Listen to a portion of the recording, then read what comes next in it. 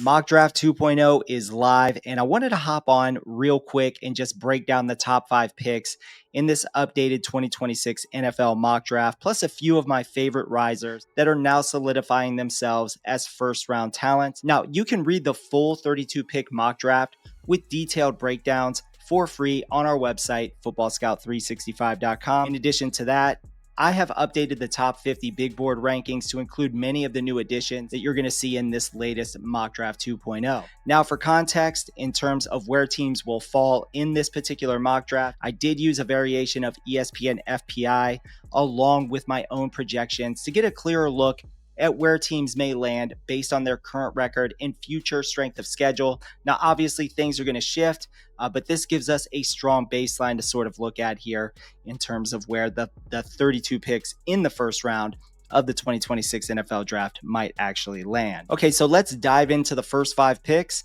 and then I'll go through a few of my favorite risers in this edition and where they landed in the first round of this mock draft. Now, at pick number 1, I have the New Orleans Saints. I have them, like everyone else, taking a quarterback, but this particular name might be a bit of a surprise. I'm going to go with Indiana quarterback Fernando Mendoza going first overall. Now, the Saints offense, so far, they've been flat out bad. They have the 5th worst overall PFF grade, and they're sitting 28th in overall scoring on the season.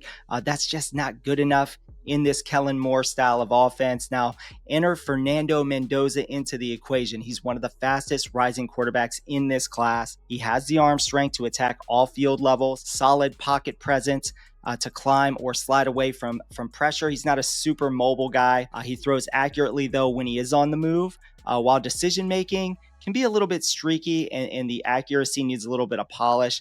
Pairing him with Kellen Moore just absolutely makes too much sense, especially after what I've seen so far on the early college football season from this guy. Mendoza is my current QB1 riser in mock draft 2.0 right now. It's really going to come down, in my opinion, to him and Garrett Nussmeier as to who's going to go number 1 overall, assuming it is a QB needy team at the top and not like the Tennessee Titans, for example. Now, with the number 2 overall pick, I do have the New York Jets sitting here, and they are going to take the next quarterback, and that's going to be Garrett Nussmeier, the quarterback from LSU. Now, the Jets are likely moving on from Justin Fields based on the evidence that we've seen so far this season. There's just not enough improvement there coming from Justin Fields at this time. It's not looking really good for Aaron Glenn so far. He's already under fire in New York. This team needs a reset at quarterback. This franchise needs a reset at quarterback. Garrett Nussmeier, he's going to bring that gunslinger mentality. His decision making, it's still a little volatile, and we're seeing some, slight regression here in 2025 as compared to 2024 with Garrett Nussmeier. There's some rumors out there that Nussmeier is being affected by some sort of an oblique injury, maybe. I'm not 100% certain what's going on with that. I'm not a doctor, but that would actually affect his overall accuracy throwing down the field. So we'll keep an eye on that. But overall, this is one of the better arm talents in this particular draft class, obviously. Outside of Lenora Sellers being one of those guys at the top, and obviously Dante Moore is on the rise. But we're going to go with Garrett Nussmeier at this point in time. In mock draft 2.0, going to the Jets at number 2 overall. Now, at number 3 overall, I've got the Tennessee Titans. They're going to take an edge rusher, Ruben Bain Jr. out of Miami. Now, a lot of people have Ruben Bain Jr. as their top overall prospect in this draft class. He's up there on our updated NFL draft big board. He is number 2 overall to Caleb Downs, who is number 1 overall at this point.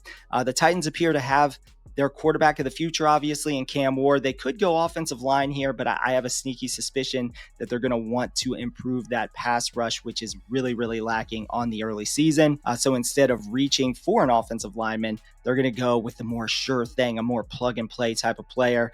This is one of the most disruptive players that I've seen in the last several years in both the run game and as a pass rusher. He's a violent edge defender who can line up all over the defensive front. This is a guy that I expect to go in the top 5 almost no matter what. Now, with the 4th overall pick, I've got the Cincinnati Bengals. They're going to go offensive line. They need to go offensive line. They've been needing to go offensive line consistently for a while now. Any other time that they've been picking this highly, even Joe Burrow's second season. I think it was Joe Burrow's second season. I was really fawning for them to go after an offensive lineman. They absolutely did not do that. They went with Jamar Chase, which was also an excellent decision at the end of the day. But I was trying to get them to go with Penei Sewell.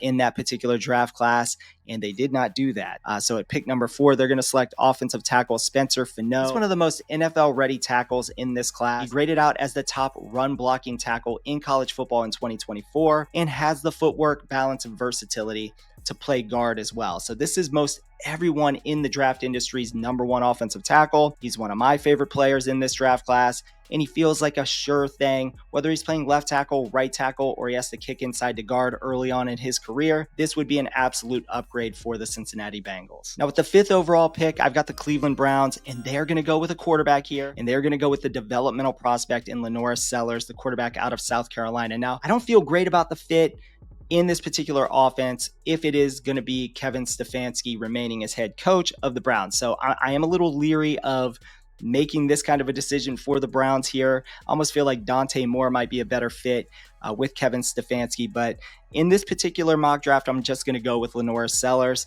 Now the Browns defense, it's championship caliber already, but the offense just continues to hold this team back.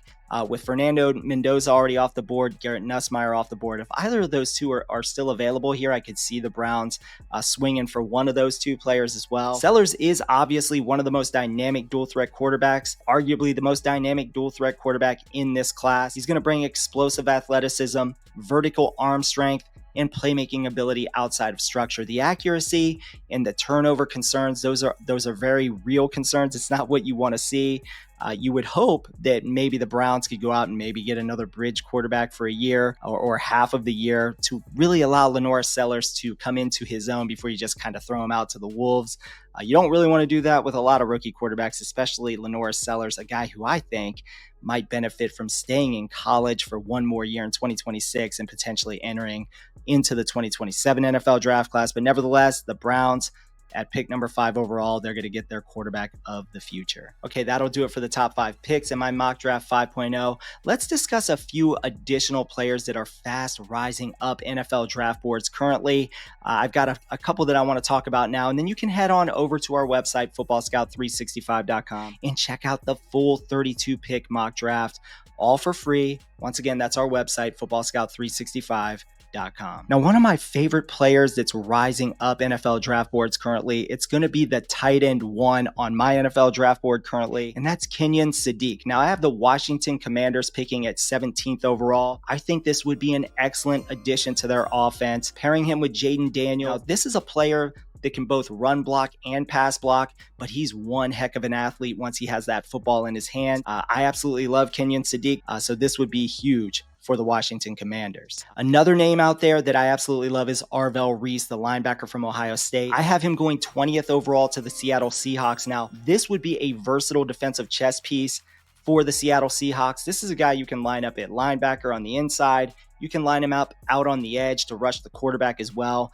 He is one of those rare type of players that you can really align anywhere. He's got that positional versatility, and he can arguably be a massive upgrade to this Seattle Seahawks defense, which is already really good. By the way, I think that this would upgrade their linebacker position for years to come. Now, another name that is rising fast up NFL draft boards is Dante Moore, the quarterback from Oregon. I have him going number 21 overall to the Pittsburgh Steelers. He will be replacing the one-year rental in Aaron Rodgers to be the quarterback of the future in this Pittsburgh Steelers offense. I do think that he would need potentially a bridge year. So if they could talk Aaron Rodgers into maybe staying there for a year and mentoring this kid for at least a year, I think that would be an excellent way to kind of break him into the NFL. Now, Dante Moore is also a kid that I believe could stay in college for an additional year and enter into the 2027 NFL draft class. But once again, this is a guy with great mobility, great arm talent, and accuracy. He's a very confident, poised player. You've seen that play out